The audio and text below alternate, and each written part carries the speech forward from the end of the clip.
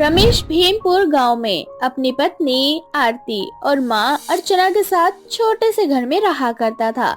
रमेश की नौकरी दिल्ली जैसे बड़े शहर में होती है। नौकरी लगने से रमेश बहुत खुश था। वो ये खुशी अपनी मां को बताता है।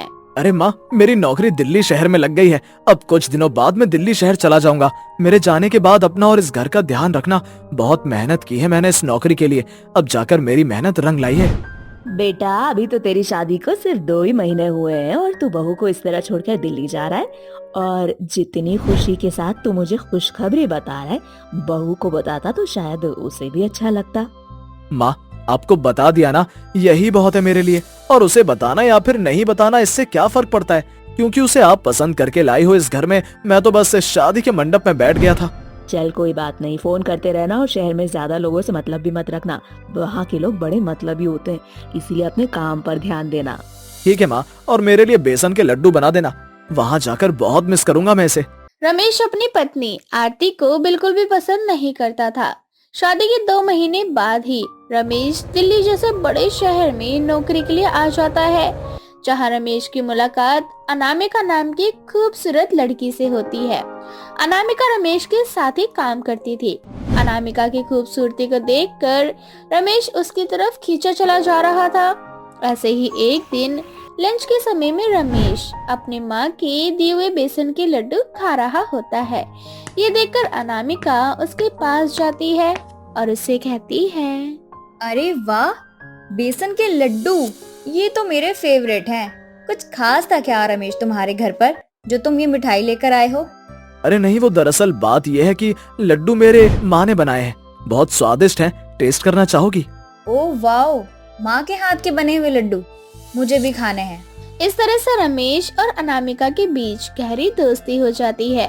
दोनों एक साथ में ही लंच किया करते। देखते ही देखते 6 महीने गुजर जाते हैं। रमेश अपने काम में और अनामिका के साथ इतना व्यस्त था कि उसे अपनी माँ और अपनी पत्नी की बिल्कुल भी याद नहीं आती थी। ऐसे ही एक दिन आरती अपनी सास से कहती है, माँ वो तो वहाँ जाकर मैं भूल ही गए। ना उनका कोई फोन आता है और ना वो आते। देखते ही देखते 6 महीने से ऊपर हो गया। अरे बहू, तू टेंशन मत ले, सब ठीक हो जाएगा और वो भी आ जाएगा। किसी काम में फंस गया होगा वो। क्या बोलूं माँ जी, एक तो वो मुझे वैसे ही पसंद नहीं करते, ऊपर से इतनी दूरियां। कैसे चलेगा माँ हमारे बीच का ये रिश्ता, मुझे तो कुछ समझ नहीं आता। तू ना बहुत सोचती है बहू, मैंने बोला था ना चिंता मत कर। बहू की बात से अब अर्चना को भी टेंशन होने लगती है। ऐसे ही एक दिन रमेश का फोन आता है। अर्चना गुस्से में रमेश से कहती है, रमेश तुझे शर्म भी है या दिल्ली शहर में बेच कर खा गया है वो? मेरी बात सुन, मुझे तू अब मेरे घर में चाहिए। भाड़ में गई तेरी नौकरी, और अगर तू नहीं आया तो मैं सारी प्रॉपर्टी बहू के नाम कर दूंगी। बाकी तेरी मर्जी है, तुझे क्या करना है। माँ, ये कैसी जिद है? मैं यहाँ फंसा हुआ हूँ काम में। कोई बात नहीं, फैसला तुझ पे छोड़ दिया है, देख लियो क्या करना है तुझे। ऐसे ही कुछ दिन बाद अर्चना के घर के दरवाजे पर किसी की दस्तक होती है। अर्चना दरवाजा खोलती है और वो देखती है कि उसका बेटा रमेश और उसके साथ लाल साड़ी पहने हुए, मांग में सिंदूर लगाए एक लड़की खड़ी है। ये देखकर अर्चना उससे कहती है, अरे ये कौन है तेरे साथ? माँ, ये आपकी बहू है अनामिका। मैं इससे बहुत प्यार करता हूँ और ये है मेरी पसंद। हम दोनों ने शादी कर ली थी दिल्ली शहर में, और अब ये भी इसी घर में रहेगी। और अगर आप मुझे जिंदा देखना चाहती हो तो आपको इसे बहू के रूप में स्वीकार करना ही होगा। रमेश जबरदस्ती अनामिका को लेकर अपने घर आ जाता है। अर्चना और आरती दोनों उसे ना कुछ कह पाती ना ही कुछ कर पाती। ऐसे ही समय बीतता जाता है। एक दिन अर्चना सीढ़ियों से उतर रही होती है कि अचानक उसका पैर मुड़ जाता है और वो सीढ़ियों से नीचे गिर जाती है।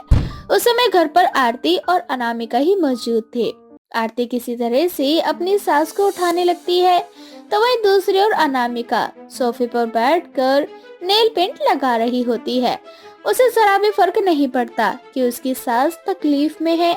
आरती आसपास के डॉक्टर को फोन करके अपने घर बुलाती है। आपने बहुत सही समय पर मुझे बुला लिया, वरना काफी ज्यादा खून आपकी सास के सिर से निकल जाता, जो कि इनको काफी तकलीफ देता। बाकी टेंशन वाली कोई बात नहीं है, मैंने दवाइयाँ लिख दी हैं। आप ये दवाइयाँ देते रहना, ठीक हो जाएंगे ये। ऐसे ही जब रमेश घर पर आता है तो वो अपनी माँ को इस तरह से देखकर घबरा जाता है। तभी अनामिका रमेश से कहती है, रमेश, अब टेंशन लेने वाली कोई बात नहीं है। माँ बिल्कुल ठीक है। वो तो शुक्र है कि समय रहते मैंने माँ को उठा लिया और डॉक्टर को बुला लिया। लेकिन तुमने डॉक्टर को कैसे बुलाया? तुम्हें तो यहाँ आए हुए भी कुछ ही दिन हुए हैं। अरे वो मेरा मतलब है कि मैंने आरती से नंबर लिया था, उसने मुझे बताया था। चलो भगवान का शुक्र है कि सब कुछ ठीक है। अनामिका, माँ का अच्छे से ख्याल रखना। माँ से बहुत प्यार करता हूँ। इनकी हेल्थ को लेकर कोई भी लापरवाही नहीं चाहता मैं। और माँ को भी तो यकीन हो जाए कि मेरी पसंद भी तो लाखों में एक है। ऐसा ही समय बीतता जाता है। आरती दिन रात एक करके अपनी सास की सेवा में लग जाती है। ऐसे ही रात के 10 बजे आरती अपनी सासू माँ के पैर दबा रही होती है, तो वहीं दूसरी तरफ अनामिका बड़े ही आराम से अपने कमरे में सो रही होती है। ये सब देखकर रमेश अनामिका के पास जाता है और उससे कहता है, अरे अनामिका, उठो। तुमसे कहा था ना कि माँ का अच्छे से देख रेख करना। आरती इतनी रात को माँ के हाथ पैर दबा रही है। शादी के बाद जब से तुम आई हो तब से मैंने एक भी बार तुम्हें ये नहीं देखा कि तुमने माँ की सेवा की हो। तुम्हारी माँ ना बूढ़ी हो चुकी है, उनकी हड्डियों में हमेशा दर्द रहेगा जिसका कोई इलाज नहीं है। अब क्या दिन रात उनके पैर दबाते रहो? मुझे ना डिस्टर्ब मत करो, सोने दो। किसी भी चीज की हद होती है। अनामिका के मुंह से ऐसे शब्द सुनकर रमेश को बहुत ज्यादा बुरा लगता है। थोड़ी देर बाद रमेश आरती के पास जाता है और उससे कहता है, आरती, बहुत रात हो चुकी है। अब जाकर तुम अपने कमरे में सो जाओ। और आरती, तुम्हारा बहुत बहुत शुक्रिया। ऐसे बुरे वक्त में तुम माँ के आसपास रहती हो हमेशा। हाँ, क्योंकि वो मेरी सास नहीं बल्कि मेरी माँ है और मेरा इस दुनिया में कोई नहीं है मेरी माँ के अलावा। उन्हें अगर कुछ हो गया तो मैं जीते जी मर जाऊंगी। सच बताऊं आरती, तो आज मुझे बहुत बुरा लग रहा है। मैंने तुम्हारे साथ बहुत गलत किया और शायद उसी का फल आज मुझे भगवान ने दिया है। बाकी मुझे माफ कर दो। रमेश को अपनी गलती का एहसास होता है और वो आरती से माफी मांगता है, जिसके बाद से रमेश का रवैया आरती को लेकर बिल्कुल बदल जाता है और वो अनामिका और आरती दोनों को खुश रखने की कोशिश किया करता। दोनों पत्नियों को बराबरी का प्यार दिया करता। ये देखकर अर्चना को बहुत खुशी मिलती है। इस तरह से वो सभी हंसी खुशी अपने जीवन में आगे बढ़ते हैं। शांति देवी के 3 बेटे थे। अब जिसके 3 बेटे और बहू हो, वो सास कितनी खुश होगी, सोचकर ही बहुत अच्छा लगता है। पर यहाँ बेचारी शांति के साथ थोड़ा उल्टा था, क्योंकि शांति की तीनों बहू अनुष्का, नेहा और रूबी की सरकारी नौकरी थी और शांति के तीनों बेटों का अपना खुद का बिजनेस था। क्योंकि शांति की तीनों बहू की सरकारी नौकरी थी, इस बात का उसकी तीनों ही बहू को काफी घमंड था। ऐसे ही एक दिन, नेहा, मैं एक टीचर हूँ और तुम एक पुलिस वाली, और तुम ये मत भूलो कि आज जो तुम पुलिस की वर्दी में मुझ पर ढोस जमा रही हो ना, ये ना तुम एक गुरु की वजह से बनी हो। इसीलिए तुम्हारा कोई हक नहीं बनता अपने गुरु का अपमान करने का। अगर गुरु चोर बन जाए तो हम पुलिस वालों का काम होता है उनकी अच्छे से खातिरदारी करने का। और अगर आप इसी तरह से मेरे फट्टे में टांग अड़ाती रही तो एक दिन मैं आपकी अच्छे से खबर लूंगी। नेहा दीदी, आप तो बोलो ही मत, क्योंकि आप जो कानून झाड़ रही हो ना, शायद आप भूल रही हो कि मुझे भी कानून खेलना आता है। क्योंकि आप जैसे पुलिस वाले जैसे 420 करते हैं ना, वैसे ही हम वकील उनको उनकी सही जगह दिखाते हैं। तो आप जो अनुष्का दीदी को चोर बोल रही हैं ना, तो आप खुद क्या हो? रिश्वतखोर कहीं की। क्या तूने मुझे रिश्वतखोर और 420 बोला? अब देख, मैं तुम दोनों को जेल में डालती हूँ। जब एक रात तुम दोनों देवरानी जेठानी जेल में रहोगे ना, तब तुम्हारी अकल ठिकाने आएगी। इस तरह से हमेशा की तरह शांति देवी के घर में अशांति का माहौल बन जाता है। शांति अपनी तीनों ही बहू से काफी परेशान हो चुकी थी। हर रोज अपने काम पर जाने से पहले उसकी तीनों ही बहू कुछ इसी तरह से लड़ा करती और घर में तोड़फोड़ करके अपने अपने काम पर चली जाया करती। पर आज शांति देवी को घर का ये युद्ध बर्दाश्त नहीं होता और आखिर वो अपनी चुप्पी तोड़ ही देती है। ये शांति भवन है। जब से तुम तीनों इस भवन में आई हो ना, तुम तीनों ने मेरी नाक में दम कर रखा है। अरे आज शांति ही फैला रखी है यहाँ पर। बहुत बर्दाश्त कर लिया मैंने। तुम तीनों का रोज रोज का ये नाटक मेरे सर पे चढ़ के नाचने लगा है। अगर फिर से तुम तीनों ने लड़ाई करी तो मैं तुम तीनों को घर से धक्का मार के निकाल दूंगी। उसके बाद अपनी सरकारी नौकरी के साथ यहाँ वहाँ रोड पर घूमते रहना। माँ जी, टेढ़ों को सीधा करना बहुत जरूरी होता है। मेरी दोनों ही जेठानियां बहुत टेढ़ी हैं। एक गुरु है लेकिन उनके पास खुद का कोई ज्ञान ही नहीं है, दूसरी खाकी वर्दी वाली है पर उन्होंने अपनी वर्दी का कोई लिहाज ही नहीं किया। सबसे छोटी हो तो सबसे छोटी बन के रहो। वकील हो इसका मतलब ये नहीं कि कुछ भी बोलती चली जाओगी। तुम वकील अपने पैसों के चक्कर में निर्दोषों को भी कई बार सजा दिलवा देते हो। तुम वकील की तरह हम टीचर्स नहीं होते। हम टीचर्स हमेशा ये चाहते हैं कि हमारा बच्चा आगे बढ़े, ना कि तुम्हारी तरह। शायद आप दोनों भूल रही हो कि अगर आप दोनों की सरकारी नौकरी है तो मेरी भी सरकारी नौकरी है। मैं भी देश के लिए काम कर रही हूँ, इसलिए मैं आप दोनों की फालतू बकवास नहीं सुनने वाली। इस तरह से शांति देवी की तीनों बहुएं आपस में लड़कर अपने अपने काम पर चली जाती है। अब ये रोज का काम हो चुका था। जैसे ही तीनों देवरानी जेठानी घर में आती है, वो तीनों ही आपस में लड़ना शुरू कर देती है अपनी बहुओं की रोजाना की लड़ाई से।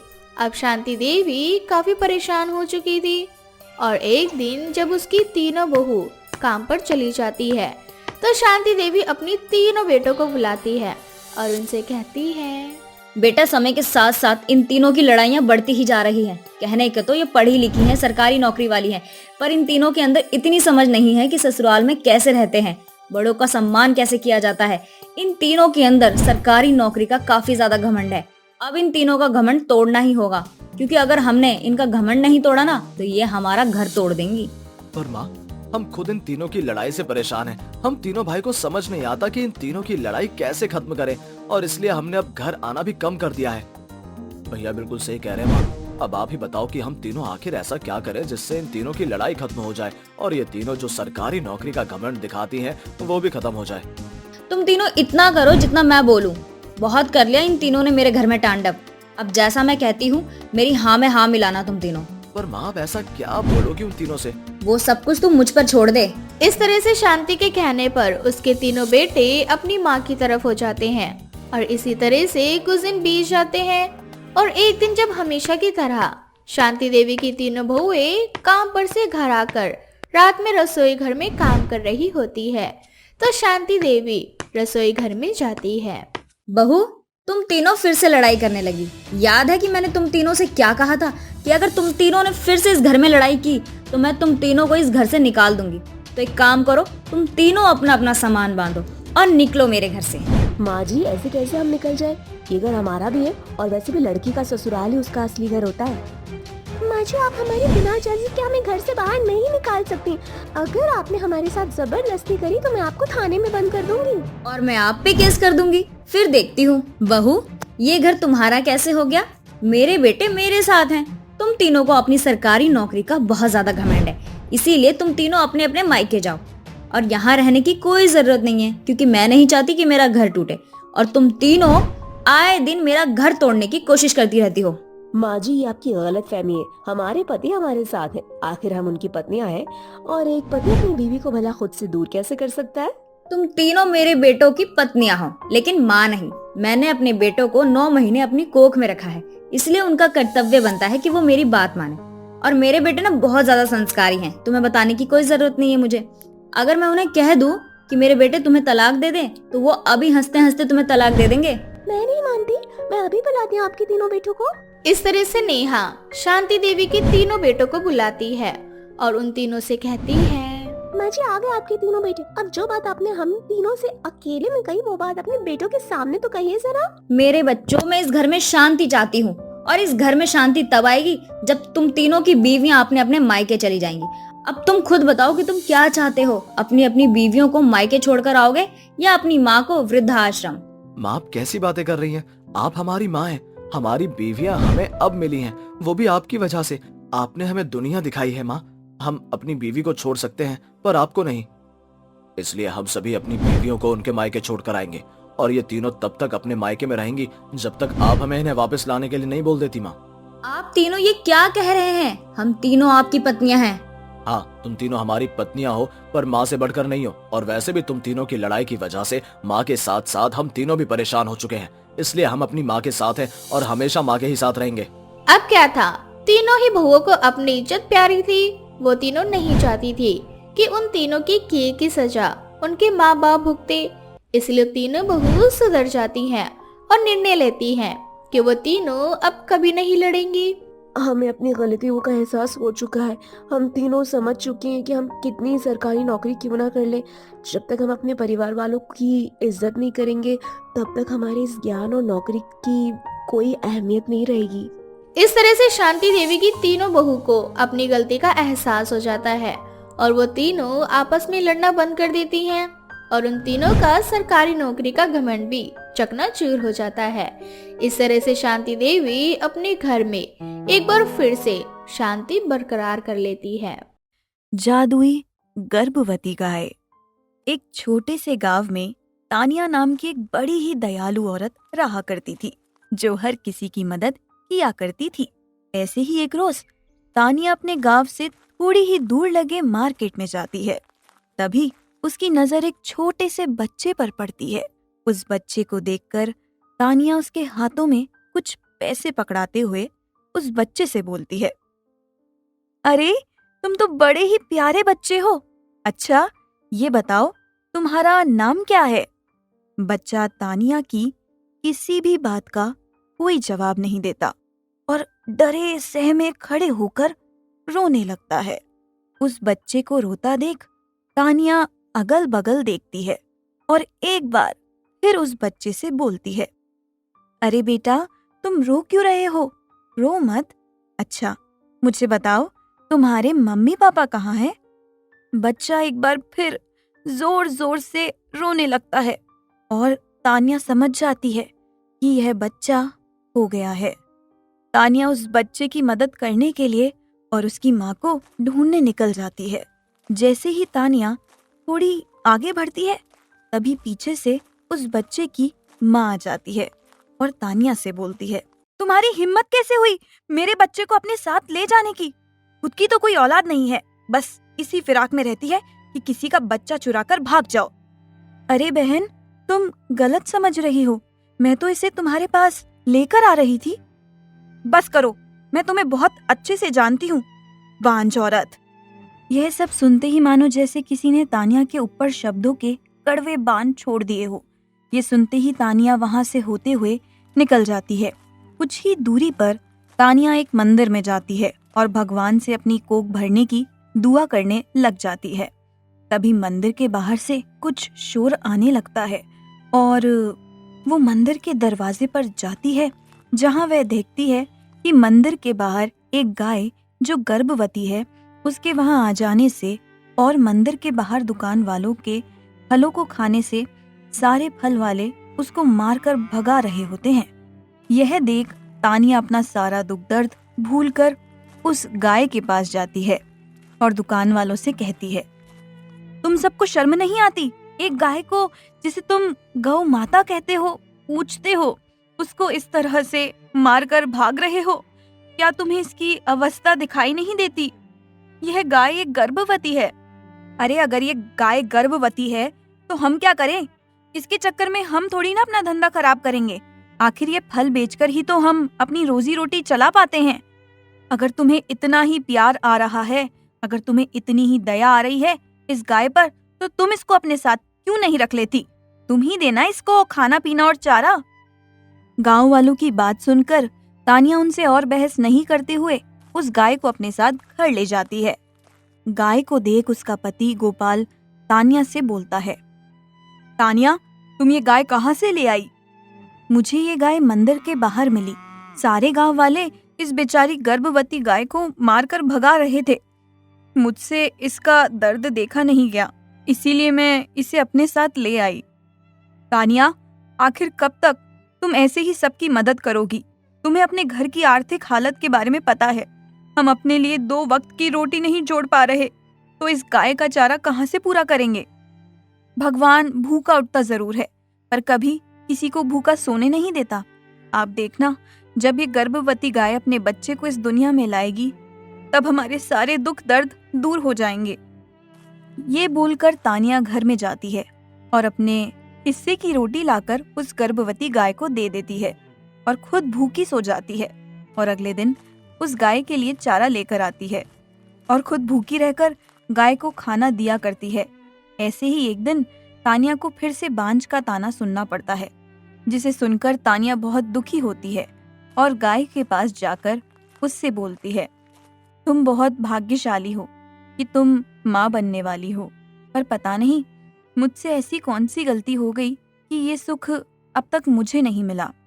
तानिया को रोता देख गाय उससे बोलती है, तुमसे कोई गलती नहीं हुई है, तुम तो एक बहुत ही दयालु औरत हो, तुमने मेरी मदद की है, मैं तुम्हारी मदद करूंगी। उस गाय को बोलता देख तानिया हैरान हो जाती है और वो गाय से बोलती है, मैं कहीं कोई सपना तो नहीं देख रही, तुम सच में बोल रही हो? हाँ, मैं बोल सकती हूँ क्योंकि मैं एक जादुई गाय हूँ।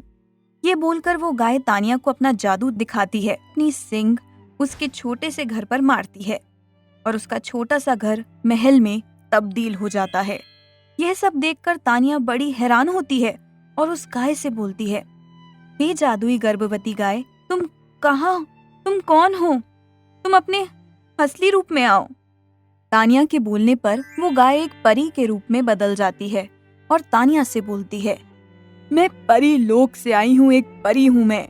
यहाँ तुम्हारा टेस्ट लेने के लिए आई थी कि तुम सच में दयालु हो क्या, बस अच्छी बनने का ढोंग करती हो। पर मैं गलत थी, तुम सच में एक बहुत दयालु औरत हो। मैं तुमसे अति प्रसन्न हुई और मैं आज तुम्हारी सारी इच्छा पूरी करूंगी। पर हाँ, इस बारे में तुम किसी को कुछ मत बताना।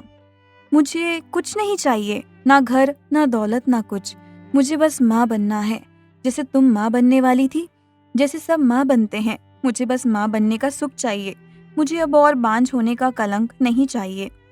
तानिया बेहोश हो जाती है और तानिया का ये दुख दर्द देखकर वो परी एक बार फिर गर्भवती बन जाती है और तानिया की सारी इच्छाएं पूरी कर देती है।